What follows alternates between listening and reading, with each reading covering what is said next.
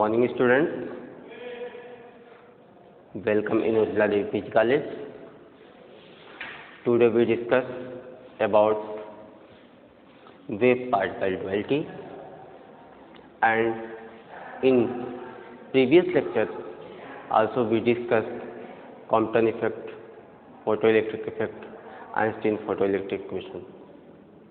यहाँ पे आज हम डिस्कस करेंगे वेव पार्टिकल ड्युअलिटी के बारे में, अर्थात द्रव्य की द्वैती प्रकृति अर्थात या dual character of matter wave. तो जो हम आपको फोटो इलेक्ट्रिक इफेक्ट बताए थे, फोटो इलेक्ट्रिक इफेक्ट तो 1887 ईस्वी में हर्ट्ज ने किया था। यहाँ पे पार्टिकल और वेव की बात सन 1905 ईस्वी में ही जब आइंस्टीन ने फोटो इलेक्ट्रिक इक्वेशन दिया था, वहाँ से उन्होंने ये भी बताया था कि जो लाइट है अर्थात वहाँ पे उन्होंने पार्टिकल बिहेवियर भी बताया। उसके बाद कॉम्पटन का पूरा नाम है Arthur Holi Compton. Arthur Holi Compton ने इसके बारे में व्याख्या किया। हम वेव पार्टिकल ड्युअलिटी के बारे में कुछ हम आपको बता देते हैं कि जैसे आपका लाइट है, ये रहा लाइट, तो यहाँ पे देखा गया कि यह क्या है, दो पार्टिकल। फर्स्ट क्या है, वेव। यहाँ पे वेव के रूप में जैसे आपका रिफ्रैक्शन,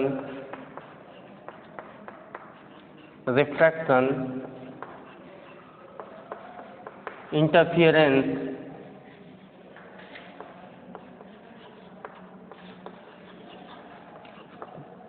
पोलराइजेशन,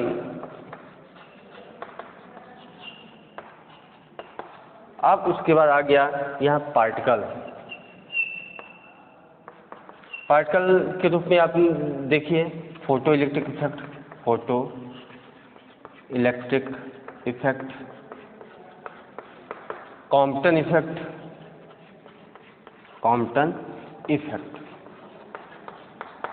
देखिए यहाँ पे dual character of matter wave के बारे में ज़्यादा श्रेय किसको हो जाता है, लुईस डी ब्रॉगली को जाता है। यहाँ पे जब लाइट क्या है, पार्टिकल बिहेवियर करता है, तो अगर मैटर होगा अर्थात इसका मतलब लुईस डी ब्रॉगली ने यही बताया कि नेचर आर सिमेट्रिकल, अर्थात लाइट और मैटर का जो नेचर होगा क्या होगा, सिमेट्रिकल होगा। इसका मतलब यह क्या होगा, पार्टिकल भी होगा और क्या होगा, वेव, लाइक एज वेव। इसका मतलब ये है कि इन optical phenomenon like as reflection, refraction, diffraction, interference and polarization can be easily explained on the basis of wave theory। यहाँ पे ऑप्टिकल फिनोमेना मतलब प्रकाश की क्रियाविधि, जैसे प्रकाश का परावर्तन, प्रकाश का अपवर्तन, प्रकाश का व्यक्तरण, प्रकाश का विवर्तन, प्रकाश का ध्रुवण, ठीक है। इन सब की घटना को हम तरंग सिद्धांत के द्वारा आसानी से व्याख्या कर सकते हैं। लेकिन जब बात आई photoelectric effect, Compton effect, emission और एब्जॉर्प्शन, रेडिएशन या spectral distribution of black body radiation, तो इसकी व्याख्या जो है वह वेव थियरी के अनुसार नहीं किया जा सका।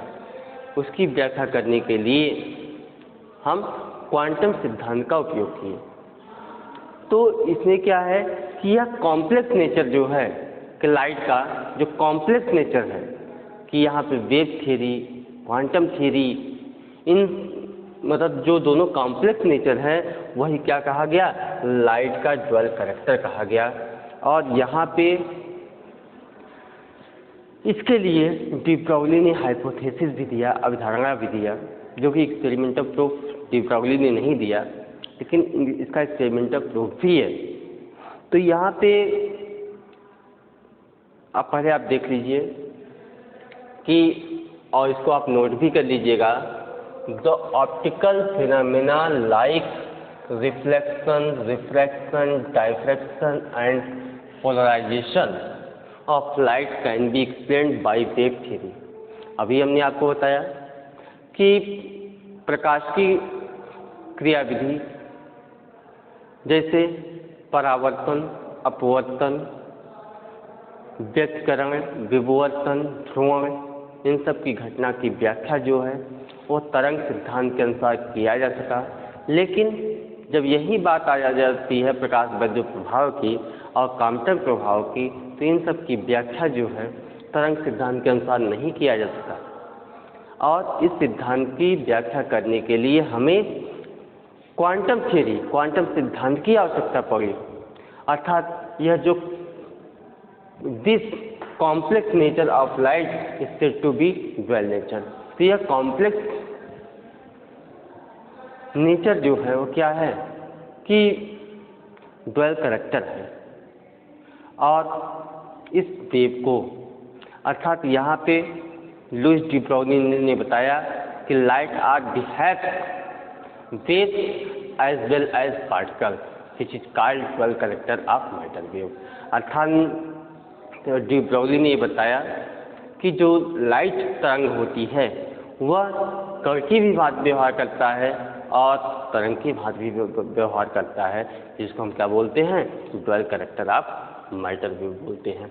इससे क्या है कि डी ब्रॉग्ली की हाइपोथेसिस भी अवधारणा है जो कि एक्सपेरिमेंटल प्रूफ नहीं है, इसको आप नोट कर लीजिए। हम डी ब्रॉग्ली का, लुईस डी ब्रॉग्ली का हम हाइपोथेसिस बताते हैं और उन्होंने जो इक्वेशन दिया आपको, हम इक्वेशन को भी बताते हैं। तब तक आप इसको, इस पॉइंट को आप नोट कर लीजिए, dual character of matter wave, जो कि शॉर्ट में है, इतना क्या है मोस्ट इम्पॉर्टेंट है, इसको पहले आप नोट कर लीजिए।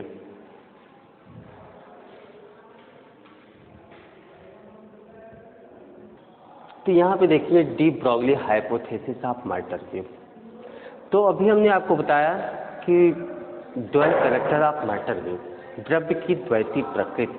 यहाँ पे हमने आपको बताया जिस प्रकार से प्रकाश की क्रियाविधि इन optical phenomenon light as reflection, refraction, diffraction, interference, ये इन सब की व्याख्या अकॉर्डिंग टू वेव थ्योरी आसानी से किया जा सकता है। लेकिन जब यही बात आती है photo electric effect, Compton effect, spectral distribution of black body radiation, तो इन सब की व्याख्या जो है वेव थ्योरी के अनुसार नहीं किया जा सका। इसकी व्याख्या करने के लिए क्वांटम थ्योरी का उपयोग किया गया। तो यहाँ पे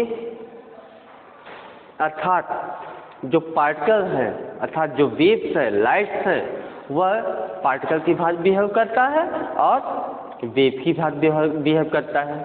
तो पार्टिकल और वेव, इन सब की धारणा 1905 ईस्वी में जब आइंस्टीन ने फोटो इलेक्ट्रिक इक्वेशन दिया, जिसके लिए उन्हें नोबेल प्राइज से सम्मानित किया गया।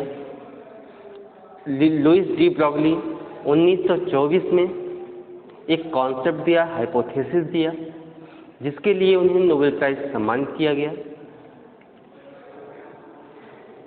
तो इनका आप देख लीजिए कि हाइपोथेसिस क्या है। इन 1924 डी ब्रॉग्ली proposed that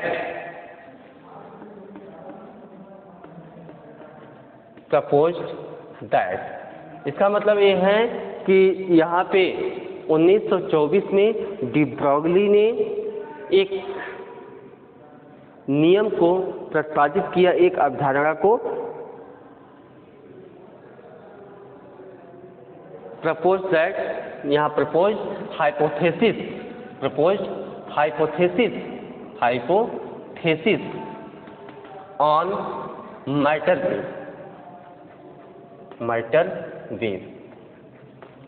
अर्थात मैटर वेव पे उन्होंने क्या दिया, थीसिस दिया। हाइपोथेसिस मतलब अभिधारणा। जब इंटरमीडिएट के बाद ग्रेजुएशन के बाद पीजी के बाद पीएचडी, ये अलावा पीएचडी नहीं जी, ये होता है इन सब्जेक्ट सब्जेक्ट में PhD, जो कि नाम के आगे अपना डॉक्टर इंडिकेट करते हैं।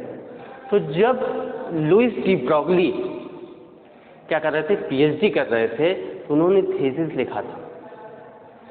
उन्होंने बताया कि a moving particle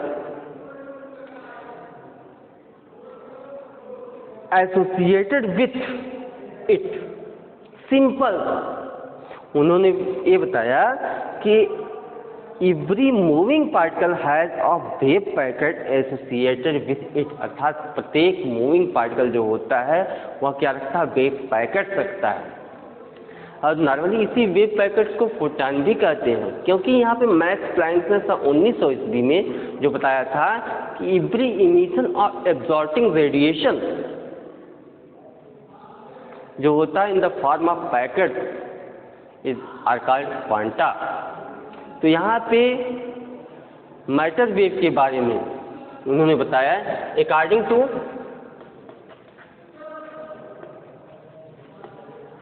idea of de Broglie,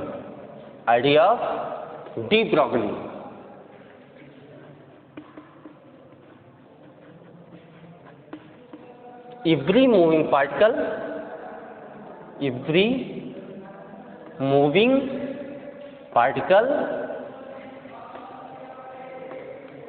has wave packet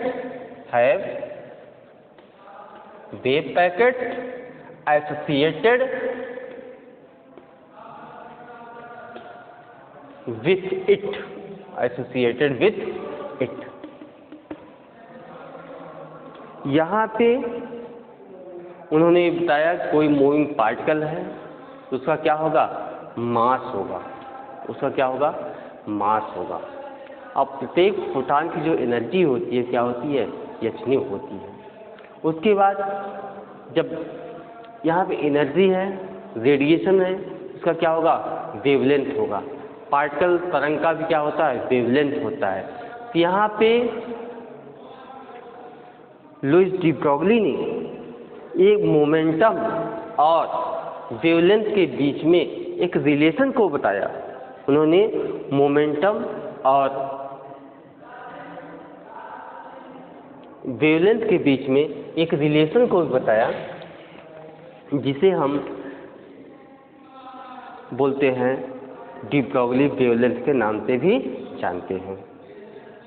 तो यहाँ पर उन्होंने कहा कि Louis in 1924 de Broglie proposed a hypothesis on matter wave. According to idea of de Broglie, every moving particle has a wave packet associated with it. The wavelength of such wave depends upon the momentum of the particle.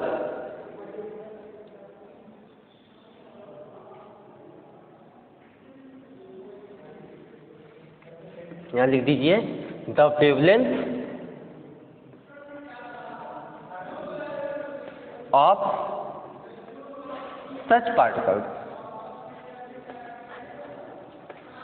depends upon the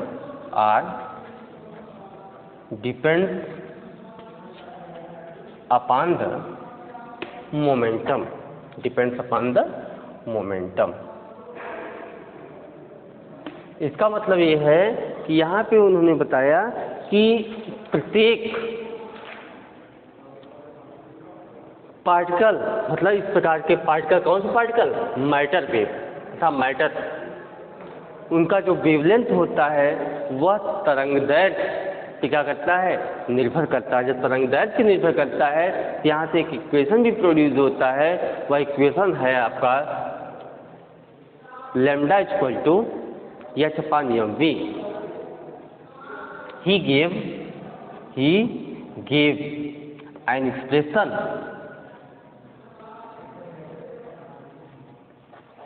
of wavelength which is called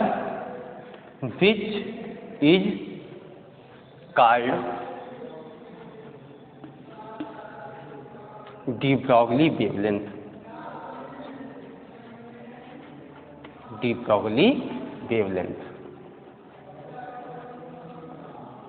यहाँ पे Lewis de Broglie ने wavelength और momentum के बीच में एक relation को दिया, जिसको हम डी ब्रोगली वेवलेंथ थ्री कहते हैं। इसका हम डेरिवेशन आपको अभी कराएंगे। इनका फार्मूला है lambda equal to H upon M V. यह क्या है, किसी भी मूविंग पार्टिकल के लिए है। और यहाँ पे एच अपान एम इंटू सी हो जाएगा, किस कंडीशन में कि क्योंकि अभी हमने आपको कहा dual character of matter wave, ये आपको फोटॉन के लिए है, ये आप किसके लिए है, पार्टिकल के लिए है। तो ये हो जाएगा एच बाई पी। क्या हो जाएगा, H by P, where M is the mass of particle, V is the velocity of the particle, H is the Planck constant, C is the velocity of light and P is the momentum of the particle, tiny particle. तो इसको आप एक बार note कर लीजिए। हम आपको derivation कराते हैं कि डी ब्रोगली वेवलेंथ का derivation in terms of kinetic energy, in terms of momentum. ठीक है, इसको तब तक आप नोट कर लीजिए।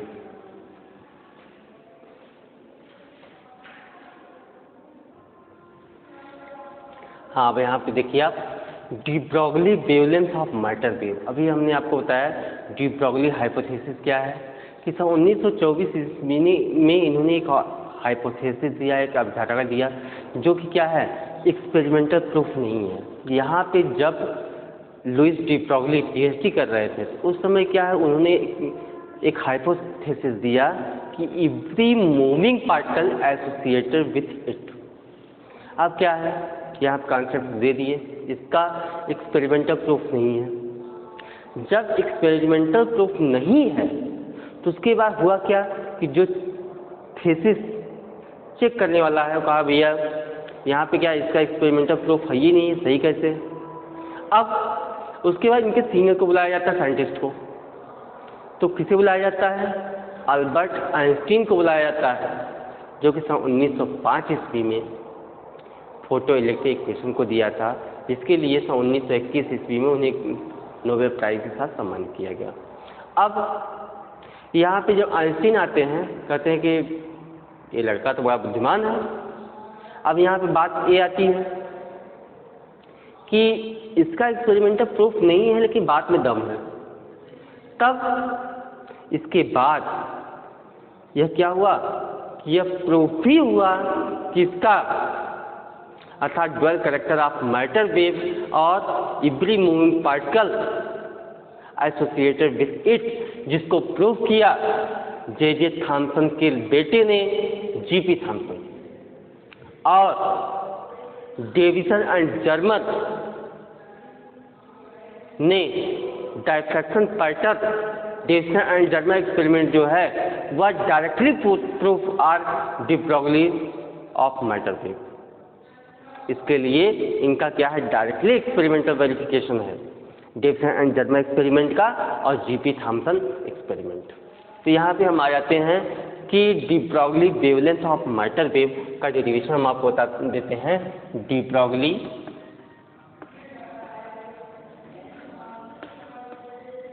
वेवलेंथ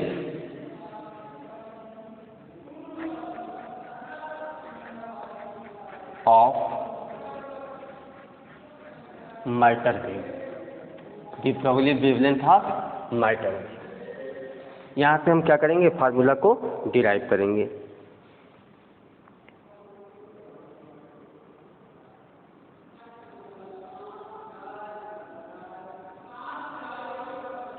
यहाँ पे according to Planck's law,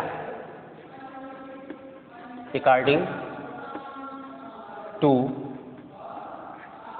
planks law. अब यहाँ पे प्लैंक्स लॉ क्या है, प्लैंक्स लॉ के बारे में हमने आपको बहुत ही अच्छी तरीके से बताया था कि यहाँ पे सन 1900 के पहले जो भी कॉन्सेप्ट दिया जाता था वह क्लासिकल मैकेनिक्स के थ्रू दिया जाता था। क्लासिकल मैकेनिक्स क्या है, न्यूटन लॉ ऑफ मोशन पे बेस्ड मैकेनिक्स जो है वह क्या है, क्लासिकल मैकेनिक्स है। सन 1900 ईस्वी में मैक्स प्लैंक ने एक कॉन्सेप्ट दिया जिसको हम मैकेनिक्स का लीड कर दिए, इसका नाम, नया नाम पड़ा क्वांटम मैकेनिक्स। अब यहाँ क्या है, मैक्स प्लैंक ने जो कॉन्सेप्ट दिया सन 1900 ईस्वी में, सन 1900 ईस्वी में जो भी कॉन्सेप्ट दिया उसका नाम है क्वांटम मैकेनिक्स। अब यहाँ पे क्वांटम मैकेनिक्स में जो उन्होंने कॉन्सेप्ट दिया, उन्होंने कहा एवरी इमिटिंग और absorbing energy in the form of quanta, in the form of wave packet और क्वांटा और फोटॉन। उन्होंने कहा E equal to H nu, equation हम फर्स्ट मान लेते हैं। Where E is the energy of photon, nu is the frequency of photon, H is the Planck constant. And यहाँ लिख भी हम देते हैं,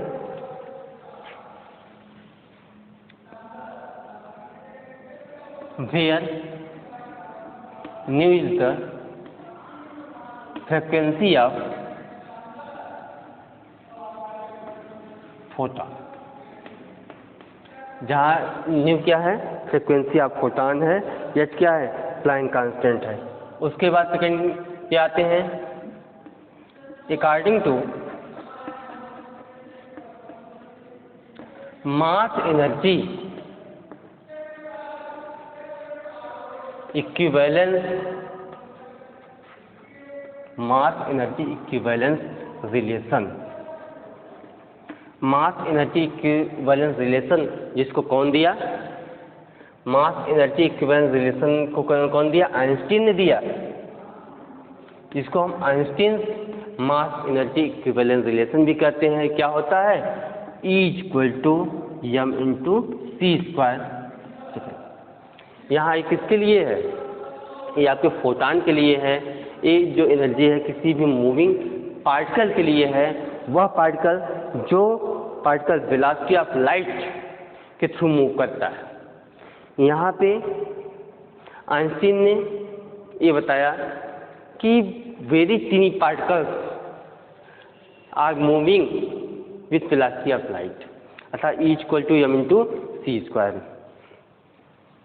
जहाँ पे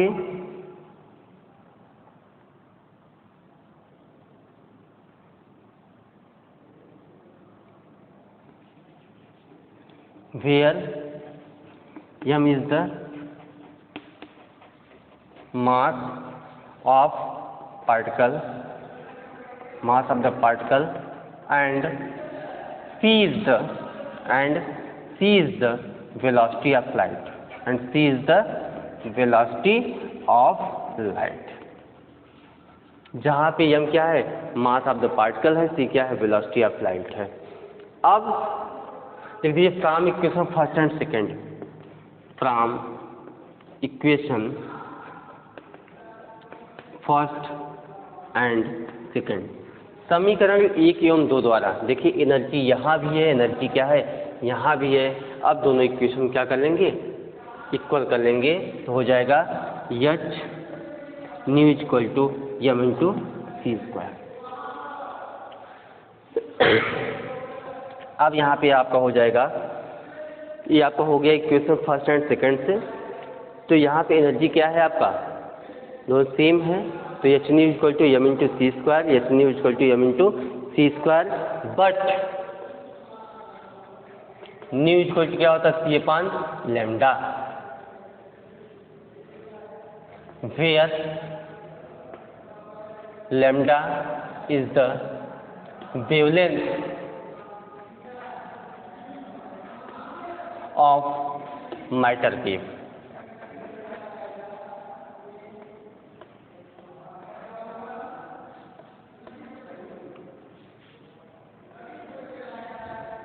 जहाँ पे लैम्डा क्या है, मैटर वेव का द्रव तरंगों का तरंगदैर्घ्य है।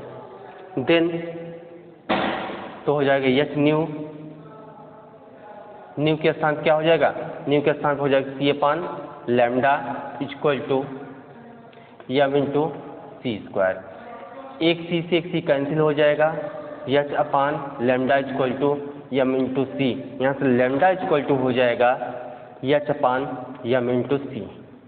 अगर ये देखा जाए तो ये क्या है, which is the de Broglie wavelength for photon, यह क्या है, फोटान के लिए डी ब्रॉगली वेवलेंथ है।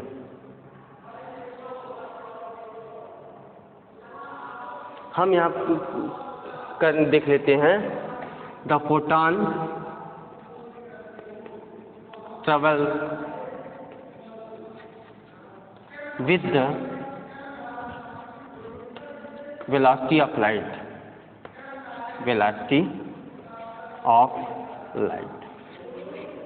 यहाँ पे जो फोटान होता है, according to idea of de Broglie, जो फोटान होता है वो वेलोसिटी ऑफ लाइट की वेलोसिटी से क्या करता है, ट्रेवल करता है, that is c nearly equal to v. ये कंसीडर किया जाता है c nearly equal to v, then क्या हो जाएगा, lambda equal to H upon M into V. But क्या होता है, P equal to M V. आप जानते हैं the product of mass and velocity are called momentum. तब मान और वेग के गुणनफल को हम क्या कहते हैं, संवेग कहते हैं। तो यहाँ से एम वी का स्थान क्या हो जाएगा, पी हो जाएगा, lambda equal to H by P, which is the de Broglie wavelength of matter wave, which is the de Broglie wavelength of matter wave. इसको आप नोट कर लीजिए, तब इससे हम आपको एक न्यूमेरिकल बताते हैं, फिर आगे चलते हैं D Broglie wavelength in terms of kinetic energy. इसको आप नोट कर लीजिए।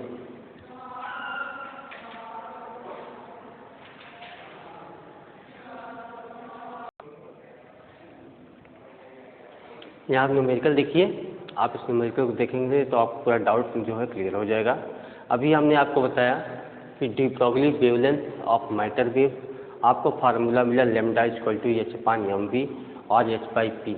इसका मतलब सीधा मतलब है कि जो उन्होंने कॉन्सेप्ट दिया था कि every moving particle associated with it, इसका मतलब ये है कि उस पार्टिकल का जो तरंग दैर्घ्य है वह मोमेंटम के क्या होता है, इन्वर्सली प्रोपोर्शनल होता है।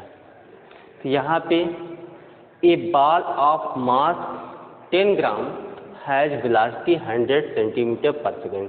एक बॉल है जिसका द्रव्यमान 10 ग्राम है, उसका वेग जो है 100 सेंटीमीटर पर सेकेंड है।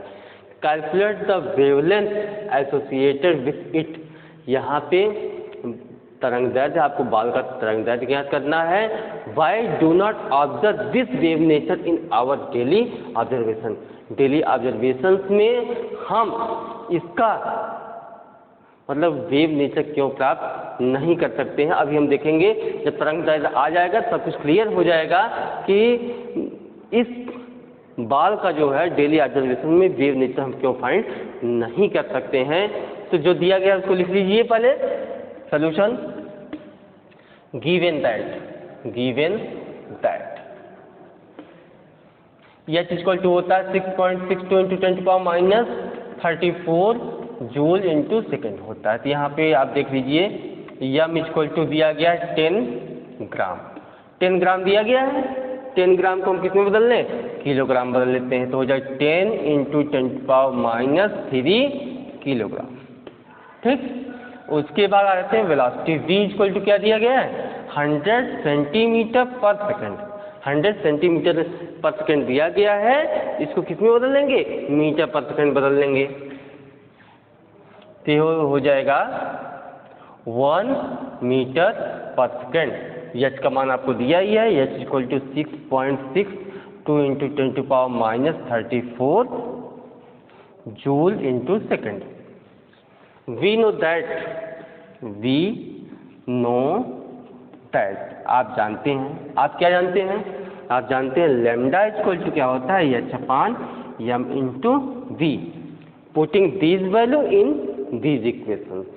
अब ये जो वैल्यू है इसी इक्वेशन हम क्या कर देंगे, पुट कर देंगे। जब पुट कर देंगे तो हमको क्या मिल जाएगा, लैम्डा का मान मिल जाएगा। तो हो जाएगा लैम्डा इक्वल टू 6.62 इंटू 10⁻34 अपान क्या हो जाएगा 10 इंटू 10⁻³ इंटू क्या है v1।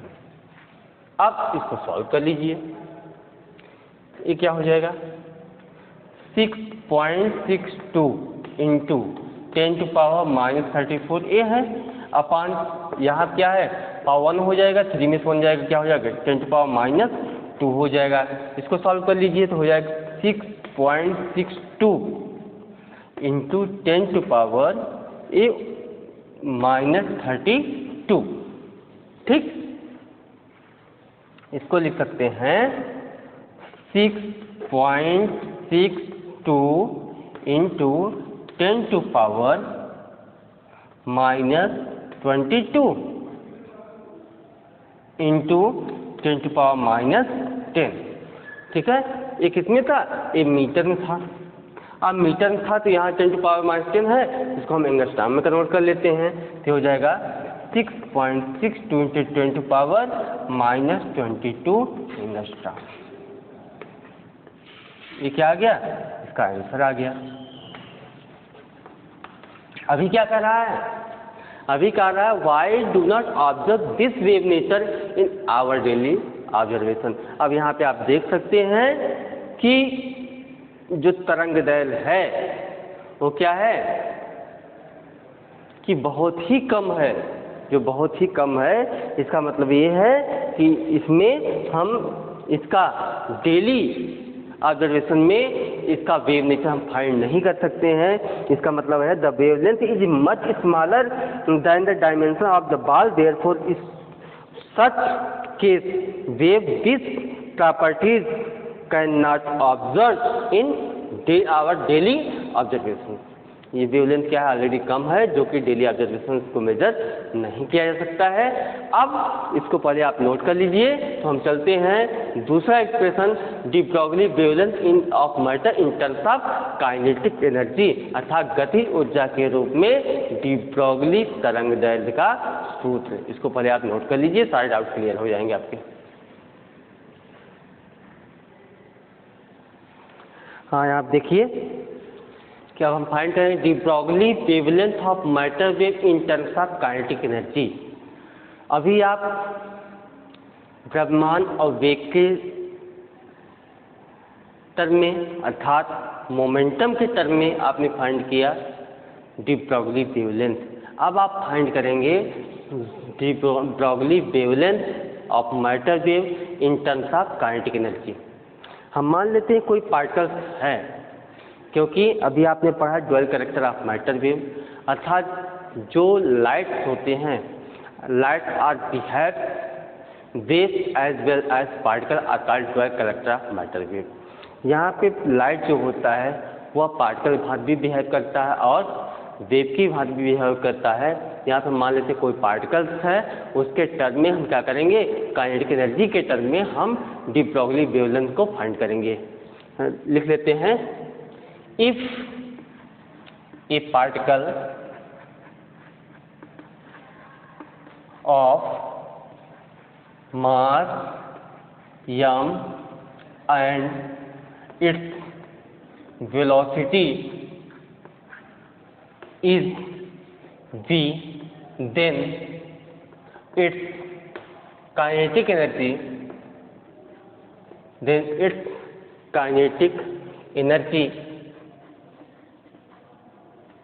E K means kinetic energy equal to क्या हो जाएगा हाफ m v स्क्वायर, या जनरली आपको कहीं कहीं क्या मिलेगा केवल कैपिटल K मिलेगा। ठीक, अब यहाँ देख लीजिए कि क्या है K equal to half m v square. ठीक, अगर हम यहाँ पे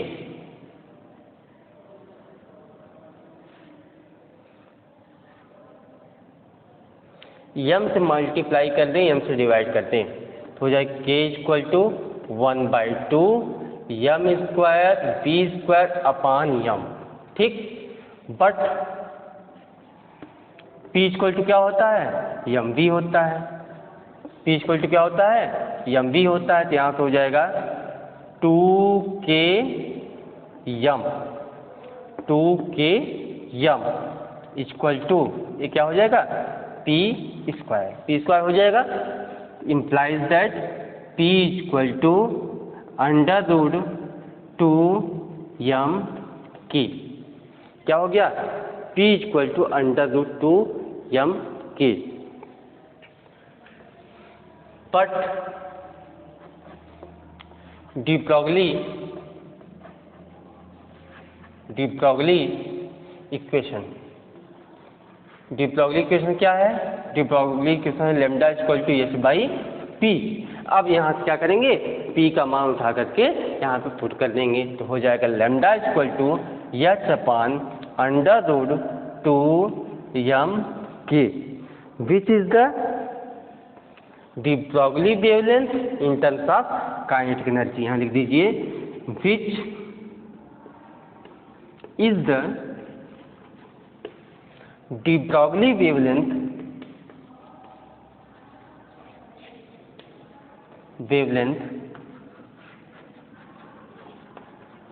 इन टर्म्स ऑफ काइनेटिक एनर्जी। ये क्या है? यह de Broglie वेवलेंथ है किसमें? काइनेटिक एनर्जी के टर्म में। इसको एक बार देख लीजिए कि आपका टॉपिक है de Broglie wavelength of matter wave in terms of kinetic energy. हम मान लेते हैं कोई पार्टिकल है जिसका मास क्या है? m है, उसकी वह v वेलोसिटी से क्या कर रहा है? मूव कर रहा है। If a particle of mass m and its velocity is v then its kinetic energy. तो कोई पार्टिकल है उसका मास क्या है? m है, उसकी वेलोसिटी v है, तो उसकी काइनेटिक एनर्जी क्या हो जाएगी? Half mv²। अर्थात इसको k equal to half mv² हो गया। अब यहाँ m से मल्टीप्लाई कर दिए, m से डिवाइड कर दिए, इसको हम लिख सकते हैं p 2km, क्रॉस मल्टीप्लाई हो जाए 2km और p इक्वल टू mv होता है, यहाँ p² हो जाएगा, ये क्या हो जाएगा? p equal to under 2km हो जाएगा। हम de Broglie इक्वेशन जानते हैं, लैम्डा इक्वल टू क्या होता है? h बाई p होता है। यहाँ p की वैल्यू क्या कर देंगे? पुट कर देंगे, विच is the de Broglie wavelength in terms of kinetic energy. अभी हम इस पर एक न्यूमेरिकल कराते हैं, सारा डाउट क्लियर हो जाएगा। इसको एक बार आप नोट कर लीजिए कॉपी में।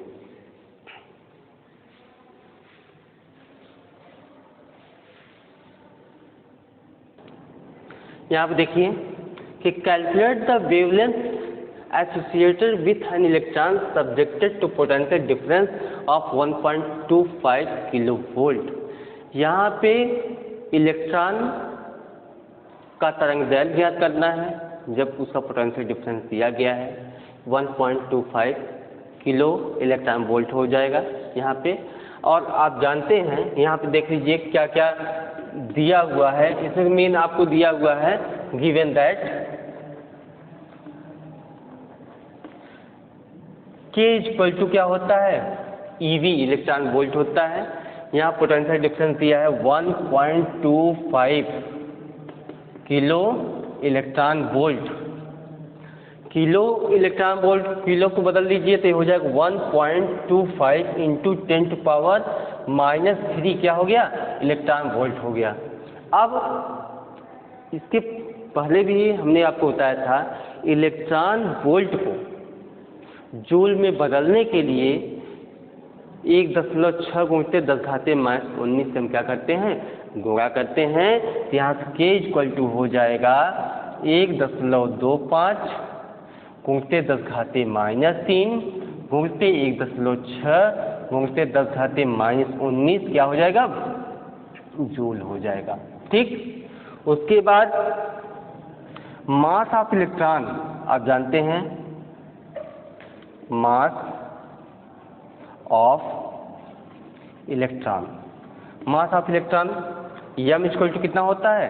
9.1 इंटू 10⁻31 kg। ठीक। उसके बाद H Planck constant H equal to 6.62 into 10⁻34 क्या होता है? जूल इंटू सेकेंड होता है। ठीक। अब इसको क्या कर लीजिए? मल्टीप्लाई कर लीजिए। तो यहाँ आप इसको सॉल्व भी कर सकते हो। 1.25 इंटू 1.6 इंटू 10⁻22 क्या हो जाएगा? जूल। वी नो दैट आप जानते हैं, क्या जानते हैं? D Broglie wavelength in terms of kinetic energy, D Broglie wavelength in terms of kinetic energy, kinetic energy के टर्म में आप डी ब्रॉगली वेवलेंथ जानते हैं। आप क्या होता है, lambda equal to H upon under root 2m K, क्या होता है, एच अपान अंडर 2m के होता है। अब हम यहाँ पे सारी वैल्यू क्या कर देंगे, पुट कर देंगे। जब सारी वैल्यू को हम पुट कर देंगे हो जाएगा H upon under root 2m का मान क्या होगा 9.1 इंटू 10 टू पावर -31। उसके बाद के का मान दिया गया है 1.25 गुणते 1.6 गुणते 10⁻⁻22। ठीक, अब इसको आप सॉल्व करिए। यश का मान क्या होता है, यश का मान होता है 6.62 into 10 to power -34 joule into second होता है। यह है आपका लैम्डा का मान। सारे वैल्यू रखे गए हैं और ये आपका इसका फार्मूला है lambda equal to H upon under root 2m K, तो जहाँ पे के क्या है, काइनेटिक एनर्जी। अभी हम इसको लिख सकते हैं 6.62 into 10 to power -34 upon under root,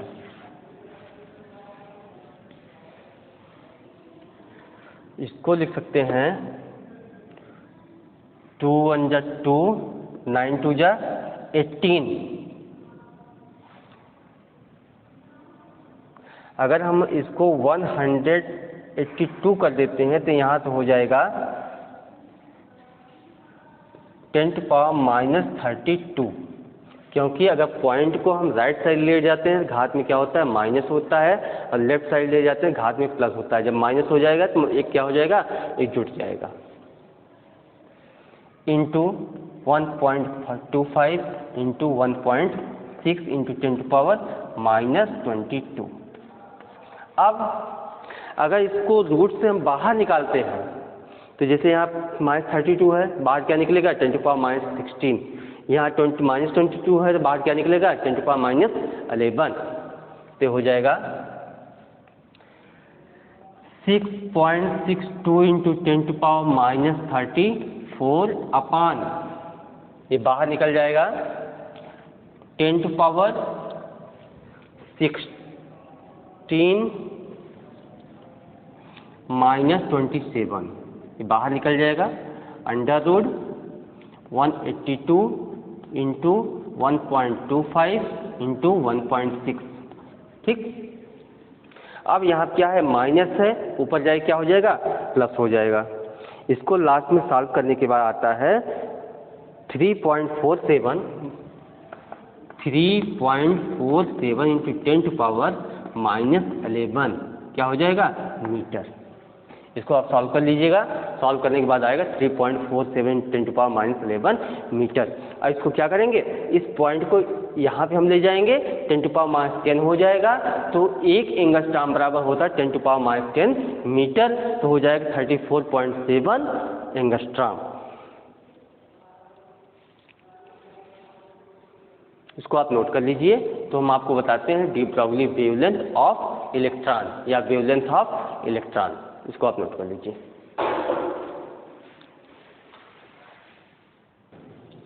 यहाँ आप देखिए D Broglie wavelength of electron, electron का तरंग दैर्ध्य।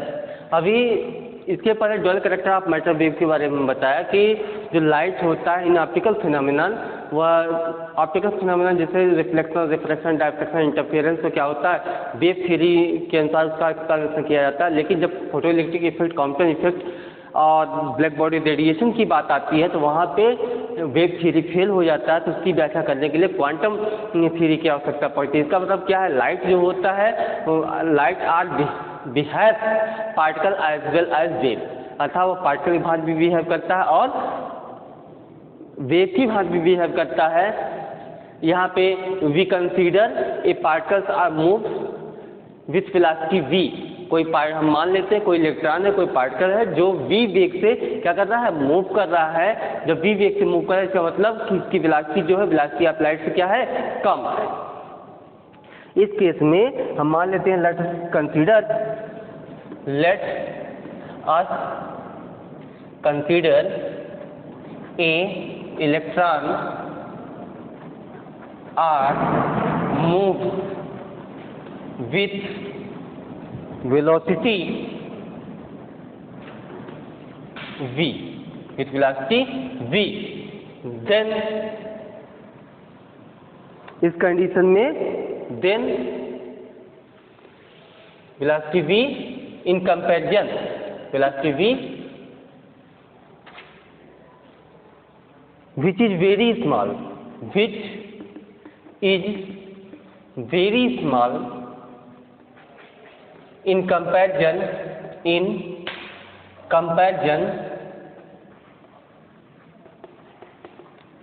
velocity of light, in comparison velocity of light।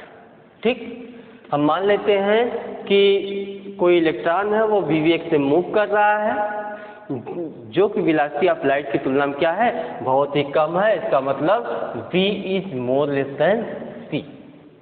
तो इस कंडीशन में then kinetic energy of electron, तो इलेक्ट्रॉन की काइनेटिक एनर्जी जो होगी k इक्वल टू क्या हो जाएगा, 1/2 m0 v²। इसका मतलब where m0 is the rest mass of electron, तो क्या हो जाएगा, यह इलेक्ट्रॉन का रेस्ट मास हो जाएगा। तो यहाँ से हम फाइंड कर सकते हैं implies that v² equal to 2k upon m0, 2k upon m0। तो यहाँ से हो जाएगा v equal to √2k upon m0 हो जाएगा। अब डी ब्रॉगली वेवलेंथ क्या हो गया,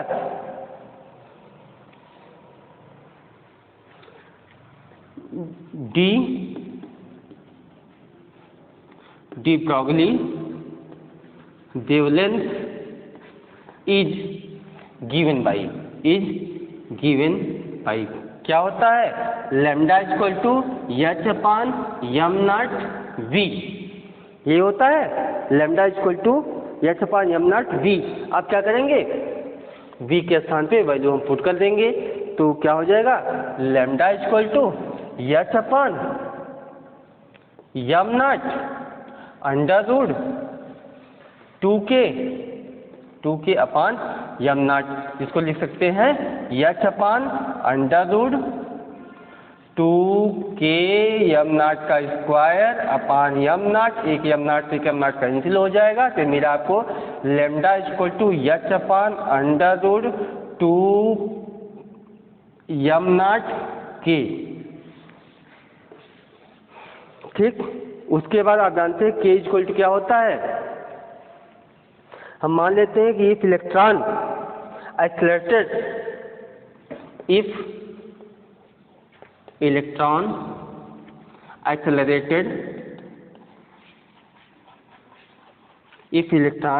accelerated through a potential v, through a potential v।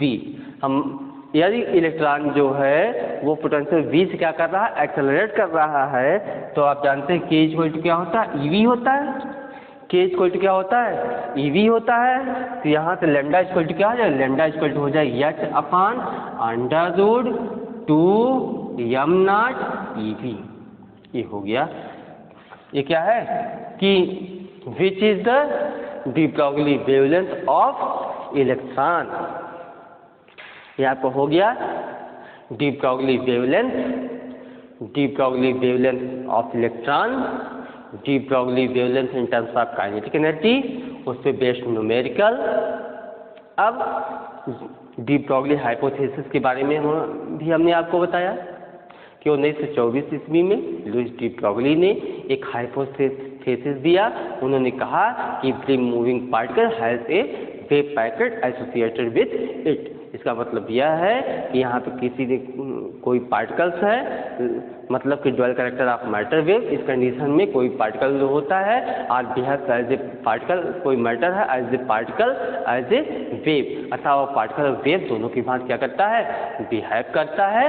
तो यहाँ पे जो पार्टिकल है या जो फोटॉन है उसका जो वेवलेंथ है वह इन्वर्सली प्रोपोर्शनल किसके होता है, उसके मोमेंटम के होता है, जिसके थ्रू हमने क्या बताया, उस पर आपको डेरिवेशन कंप्लीट किया।